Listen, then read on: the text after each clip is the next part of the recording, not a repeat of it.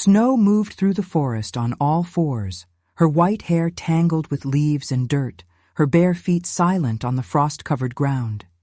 She tracked the scent of deer with the same precision as the 40 wolves running beside her, their breath creating clouds in the winter air.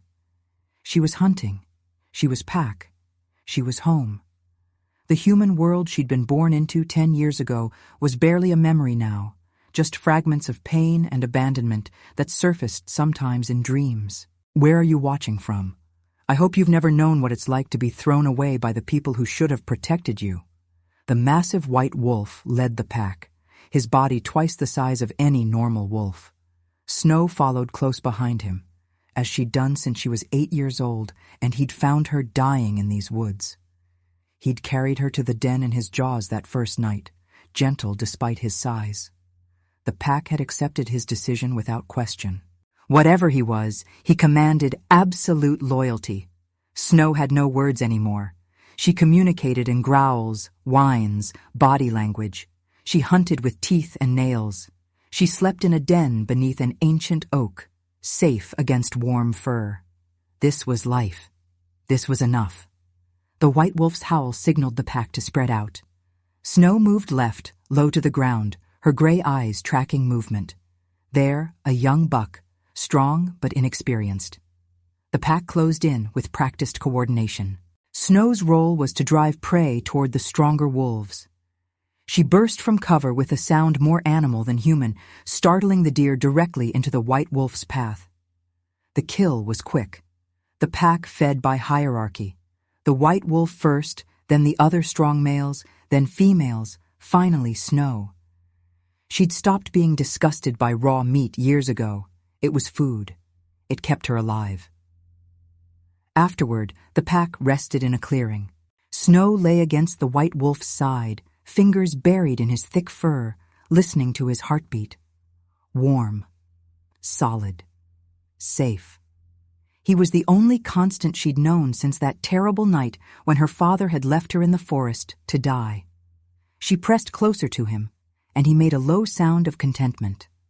If Snow had still known human thoughts, she might have wondered why this wolf was so much larger than the others, why he seemed to understand her in ways that went beyond normal animal intelligence, why he sometimes looked at her with eyes that held too much awareness.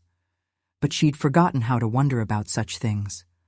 The sound of human voices shattered the peace. Snow's head snapped up, body tensing.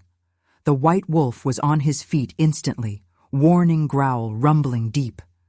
The pack scattered into defensive positions, surrounding Snow. 5 men pushed through the trees. They wore strange clothes and carried metal cages on wheels, ropes with loops, tools for capturing. "There she is," one shouted. "The feral girl from the stories." Snow understood tone, if not words. They'd come for her, wanted to take her. She bared her teeth and snarled, dropping into a crouch.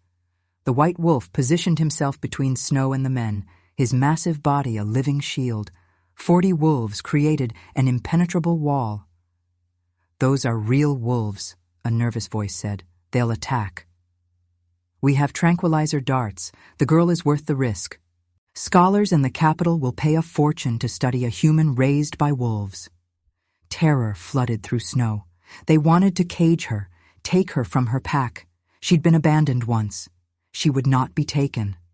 Something inside her broke open. Power she'd never known existed erupted outward. Her voice, unused for years except for animal sounds, formed a single word that bypassed speech entirely. "Help!" It wasn't human language. It was older, primal, a call that went straight to the heart of every wolf within miles. The forest exploded with movement. Wolves poured from every direction. Not just Snow's pack, but wolves from neighboring territories, from distant dens, from hunting grounds miles away. Within minutes, over 100 wolves surrounded the clearing, all focused on the 5 men.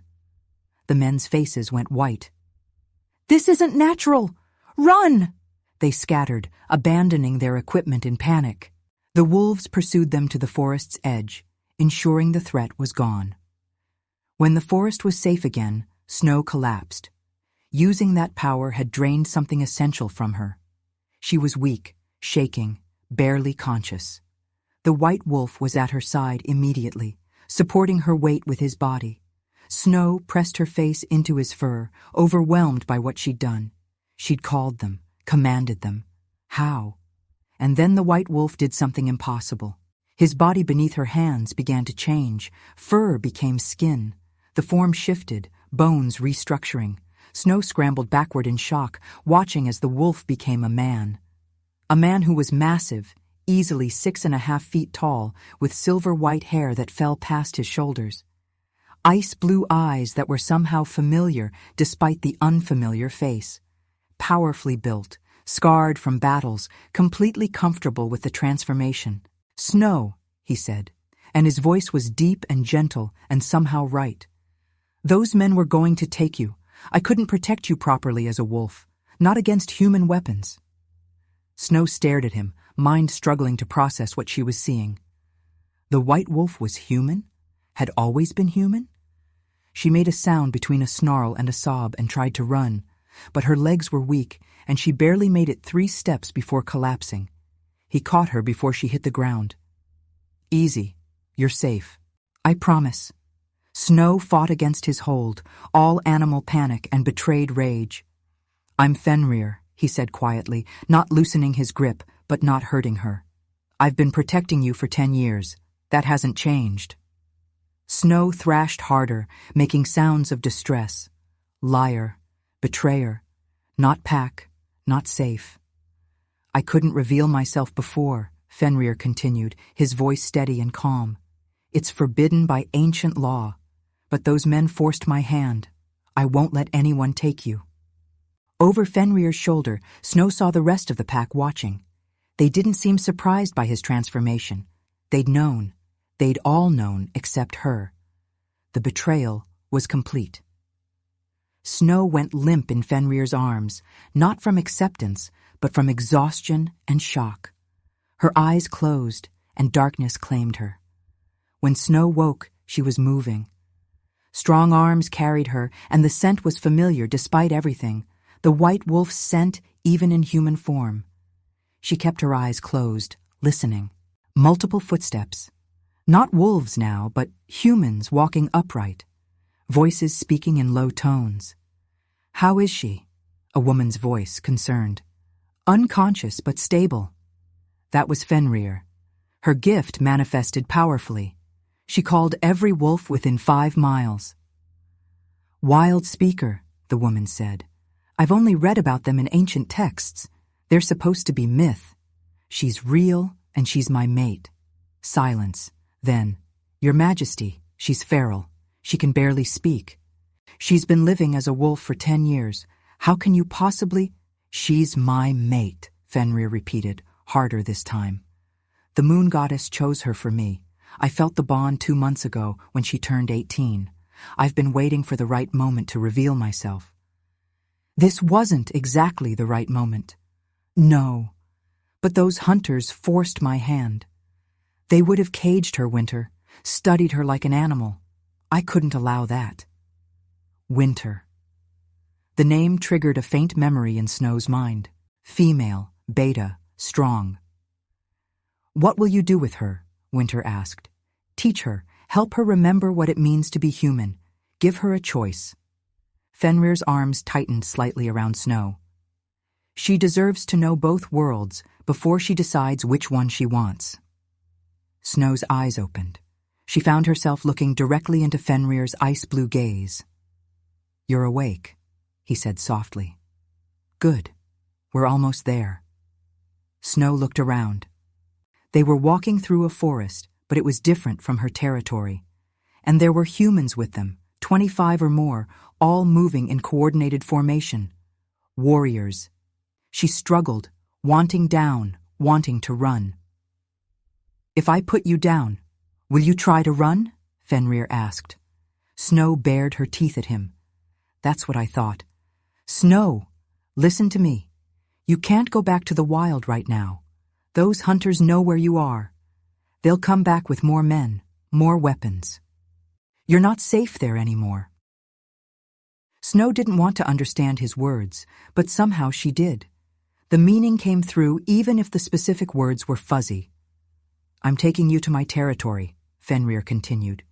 "You'll be safe there, protected. And when the danger has passed, if you still want to return to the forest, I'll take you back myself. I promise." Snow stopped struggling, not because she trusted him, but because she was too weak to fight anymore. Using her gift had drained her completely. They emerged from the forest into something Snow had vague memories of. A settlement.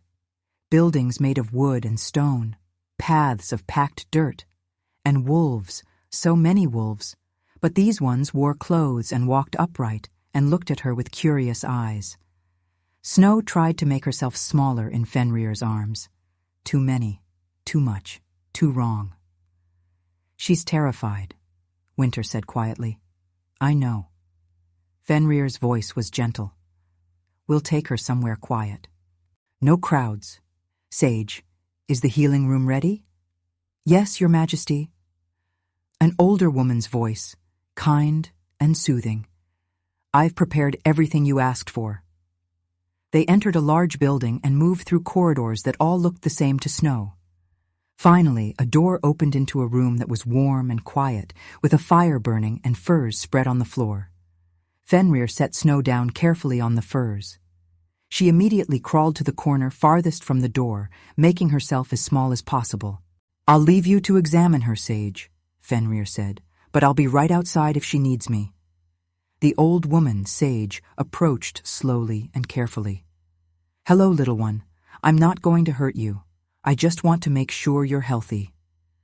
Snow watched her with wary eyes, ready to fight or flee. Sage sat down several feet away, making no move to touch. "You've been living with wolves for a long time, haven't you? You've forgotten how to be around people. That's all right. We can go slowly." She reached into a bag and pulled out dried meat. She tossed a piece toward Snow, who caught it automatically and ate it in one bite. "Good," Sage said, smiling. "You must be hungry. The king said you used a great deal of power today. That takes energy." Over the next hour, Sage earned Snow's cautious trust through food and patience. She managed to examine Snow from a distance, asking her to show teeth, to extend arms, to demonstrate she could move without pain. When she tried to come closer to check Snow's scars, Snow snarled a warning. "All right," Sage said immediately, backing off. "No touching yet. I understand." She left food and water within reach and departed, leaving Snow alone for the first time since the hunters had come. Snow ate mechanically, her mind struggling to process everything. The white wolf was human, was a king, had been lying to her for 10 years. Her pack had known and hadn't told her. She had a power she didn't understand, and she was trapped in this place of buildings and humans and wrongness. She curled up in the corner, wrapping her arms around her knees, and made a sound of distress that was purely animal. The door opened. Fenrir entered, still in human form, and Snow's first instinct was to snarl at him. But he sat down across the room, making no move to approach. "I know you don't trust me right now. I know you feel betrayed. But I want you to understand something. I couldn't reveal myself in the wild. It's forbidden by law older than either of us. Kings of my bloodline spend part of every year living as true wolves, to never forget our animal nature. During that time, we cannot shift, cannot break character, cannot be anything but wolf." Snow didn't want to listen, but his voice was the white wolf's voice, and that part of her that had trusted him for 10 years couldn't help but respond. "I found you when you were 8 years old," Fenrir continued. "Someone had left you to die. You were crying, terrified, alone. I should have taken you to the nearest pack, but something stopped me, so I carried you to the den instead, and you became pack." Snow's eyes burned with tears she'd forgotten how to cry. "I watched you grow up," Fenrir said softly. "Watched you forget human words and learn wolf language. Watched you become fierce and strong and wild. And 2 months ago, On your 18th birthday, I felt the mate bond snap into place. You're my mate, Snow. Chosen by the moon goddess, and I've been trying to figure out how to tell you ever since. Mate. That was a concept Snow understood, even in her feral state. Pairs that bonded, wolves that chose each other. But she'd thought the white wolf was her mate, her partner, her chosen one, and he was. He was the same being, just in a different form. Snow's mind hurt trying to reconcile these truths. You don't have to decide anything right now, Fenrir said. You don't have to accept the bond or accept me or accept any of this, but please, let me keep you safe. Let me teach you what you've forgotten. And when you're ready, truly ready, you can choose what you want, wild or civilized, wolf or human, with me or without me. The choice will be yours. He stood slowly, giving her time to react. When she didn't attack, he moved to the door. I'll have food brought 3 times a day. Sage will check on you, and if you need me for anything, just call. I'll hear you. He left, closing the door softly behind him. Snow was alone with her confusion, her fear, and the strange ache in her chest that told her the mate bond was real. The first days were hard. Snow refused to wear clothes, refused to sleep in the bed, refused to speak. She stayed in wolf form whenever possible, shifting back only when exhaustion forced her human body to rest. Sage visited regularly, always bringing food, always patient. She never forced interaction, never pushed boundaries. Slowly, Snow began to tolerate her presence. Fenrir came every evening and sat across the room, talking about his day, about the pack, about nothing important. He never approached, never demanded response, just was there. On the 5th day, Snow shifted to human form and didn't shift back. She sat in the corner, wrapped in furs, watching Fenrir with wary eyes. You stayed human, he observed. That's progress. Snow made a sound that wasn't quite a word. Are you trying to talk? Fenrir leaned forward slightly. It's all right if you can't remember the words. They'll come back with time. Why? Snow managed, her voice rough from disuse. Why? Lie? It was barely intelligible, but Fenrir understood. I didn't lie. I couldn't tell you the truth. There's a difference. Snow glared at him. I know it doesn't feel different to you, Fenrir said, and I'm sorry. I'm sorry you had to find out that way. I'm sorry I couldn't prepare you, but I'm not sorry I protected you all those years, and I'm not sorry the moon goddess chose you as my mate. Don't want mate, Snow forced out. That's your choice, Fenrir said simply. But the bond exists whether you want it or not. You can reject it, reject me, and I'll honor that. But you'll always feel the pull, and so will I. Over the following weeks, Snow's human side slowly emerged from beneath years of feral living. It was harder than anyone expected. Words came back in fragments, disconnected from meaning. Sage would hold up an object and say its name, and Snow would repeat the sound, but the concept behind it remained fuzzy. Spoon, Sage said patiently, holding up the utensil. Spoon, Snow echoed, but when Sage tried to get her to use it, Snow just stared at the thing like it was a foreign object, which, to her, it was. It's for eating, Sage demonstrated, scooping soup and bringing it to her mouth. Snow watched, then shook her head and dipped her fingers directly into the bowl, eating that way instead. It made sense to her. Fingers worked. The spoon was unnecessary complexity. Sage didn't force it. We'll try again tomorrow. Clothes were another battle. Snow tolerated a simple tunic because the settlement was cold, but anything more than that made her feel trapped. Boots were impossible. She'd rip them off within minutes, preferring her calloused bare feet. Dresses made her panic, the fabric restricting her movement. She needs to move freely, Winter observed one afternoon when Snow had torn off yet another garment. She's been running on 4 legs for 10 years. Tight clothing feels like being caged. So they compromised, Loose tunics and pants that didn't restrict, no shoes unless absolutely necessary, hair left wild and unbound, small concessions that let Snow exist in human form without feeling suffocated.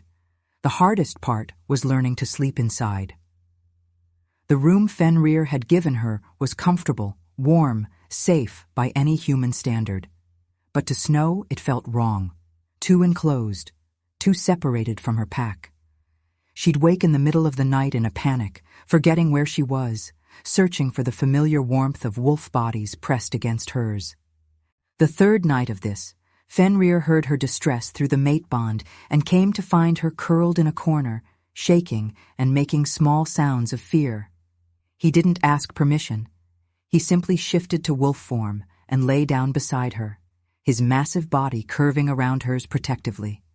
Snow immediately pressed against him, burying her face in his fur, and finally slept. After that, Fenrir spent every night with her, sometimes as a wolf, sometimes as a man, but always there. The bond between them grew stronger, even as Snow struggled with her feelings about it.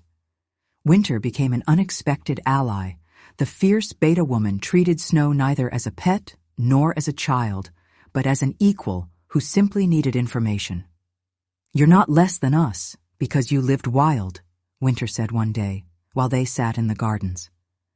Snow was trying to remember the name for the small yellow flowers growing near the path. "You're different. You survived something most of us couldn't. That takes strength." "Miss Pack," Snow said, the words still coming slowly. "Miss Den, Miss Hunting." "Then hunt," Winter said simply. "Shift and run in the forest. No one's stopping you." Fenrir said, "Danger, hunters." "The hunters have been dealt with," Winter assured her. "They won't bother you again. We found their camp. Made it clear that anyone who tries to capture you will answer to the Alpha King personally. You're free to go into the forest whenever you want. You're not a prisoner, Snow." That changed things. Snow began spending her days in the forest, shifting to wolf form and running for hours. She'd hunt, eat, rest under trees, and only return to the settlement when the sun set. Slowly, she found a rhythm that worked for her, but she was still struggling with her gift. The wild speaker ability had saved her from the hunters, but she had no idea how to control it. Sometimes she'd call wolves accidentally when feeling strong emotions.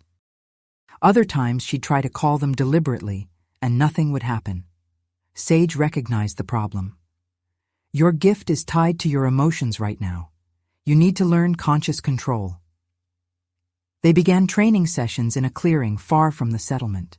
Sage would have Snow practice calling specific wolves, not with desperation, but with intention. "Think about what you want," Sage instructed. "Not just help, but specific help. Call the scout wolves when you want information. Call the hunters when you want to track prey. Your gift lets you communicate with wild wolves as clearly as shifters communicate with each other." It took weeks of practice, but slowly Snow learned to modulate her calls. She discovered she could send not just a summons, but complex messages. She could tell wolves where prey was located, could warn them of danger, could ask them questions and understand their responses in ways that went beyond normal animal communication.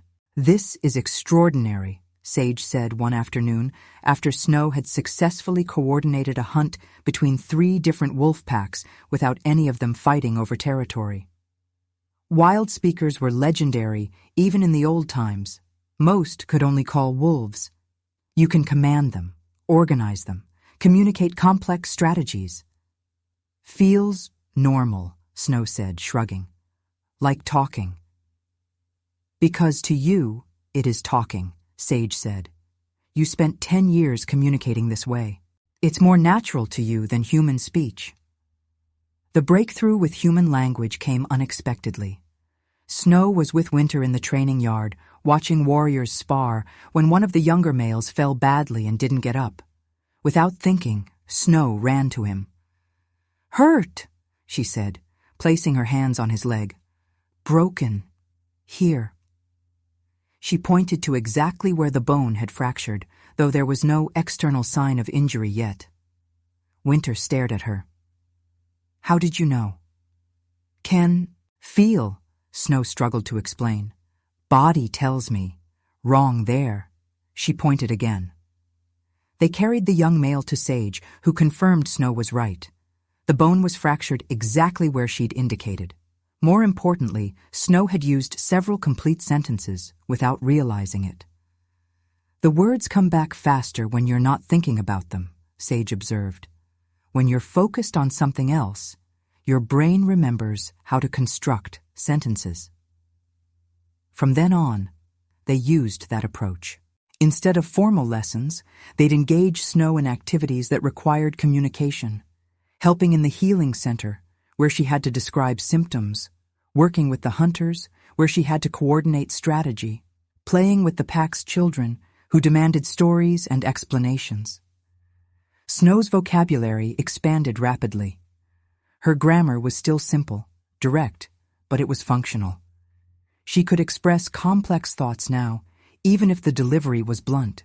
Not stupid, she told Winter one day, when someone had suggested simplifying an explanation for her. Just forgot words, not forgot thinking. I know, Winter said. Anyone who thinks you're simple is an idiot. You've been running complex pack dynamics and hunt strategies since you were 8. That takes intelligence. 3 months after arriving at Frostholm, Snow had her first real test of belonging. A delegation arrived from a neighboring territory. Among them, though Snow didn't know it yet, was her father. Demon looked older than Snow remembered, his hair gray now, his face lined with years. He was there for political negotiations, having risen to become alpha of his own small pack after years of working his way up. He didn't recognize the wild young woman standing beside Fenrir at first. She was too different from the frightened 8-year-old he'd abandoned. But when Fenrir introduced her as Luna Snow, his mate, Demon's face went white. Snow? His voice cracked on the name. That's impossible. Snow died. We left her in the forest 10 years ago. There's no way she could have survived. The room went very quiet. Every wolf present turned to look at Demon with expressions ranging from shock to disgust. Snow stared at the man who'd once been her father. She remembered him now. Remembered his face as he'd set her down in the forest and walked away. Remembered calling after him, begging him not to leave her. Remembered the sound of his footsteps fading into the distance. You left me, she said, her voice flat and cold. To die. 8 years old. Left. Demon's face crumpled. We had no choice. The pack, they wouldn't accept an Omega. My mate, your stepmother, she insisted. I had to choose between you and my position. I chose survival. You chose wrong, Fenrir's voice was ice. You abandoned a child to die alone in the forest. A child who was pack, who was family, who deserved protection. She survived, Demon said desperately. Obviously she survived. She's here, so it all worked out. No thanks to you, Winter cut in, her voice hard. She survived because wolves showed her more mercy than you did. Wild animals were better parents than you were. Snow took a step forward. She was smaller than her father, had been gone for 10 years, but she held herself with a confidence he'd never seen in the frightened child she'd been. Survived, she agreed, learned, grew strong, found real pack, real family. She looked at Fenrir, at Winter, at the wolves of Frostholm, who'd accepted her without question. They chose me. You threw me away. Not same. Snow, please. Demon reached out as if to touch her. I'm sorry. I've regretted it every day. If I could take it back. Can't, Snow said simply. Done. Over. You not pack, not family, nothing. She turned away from him. The ultimate dismissal in wolf culture. He no longer existed to her. Fenrir moved to stand beside her, his hand finding hers. The negotiations are over, Alpha Demon. You and your delegation will leave my territory immediately, and you will spread word that Luna Snow is under my protection.